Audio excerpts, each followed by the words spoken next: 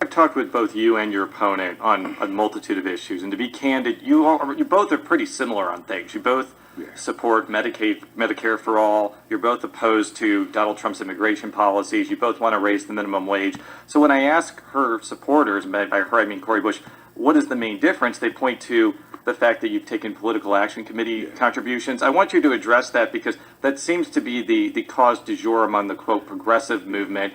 And I don't think I've asked you about that before. I don't think we've discussed it either, Jason. But let me say this for the listening audience, and you are referring to PAC donations, yes. Political Action Committee donation.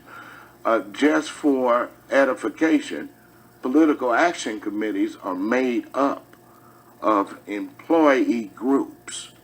Now, most of my donations come from labor unions, and these are all voluntary donations that employee groups make. Some come from senior citizen groups, some come from retiree groups, others come from local corporations here, like Boeing, whom I support. And I would never turn down that support. Apparently, this is a new litmus test for people on the left.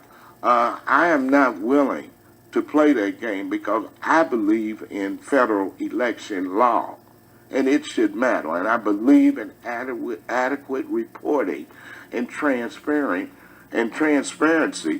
with the Federal Election Commission. And I've always adhered to that, to those rules that are passed down by the FEC and federal election law. And so for that distinction to be made between my opponent and I, then you have to, then that begs the question. I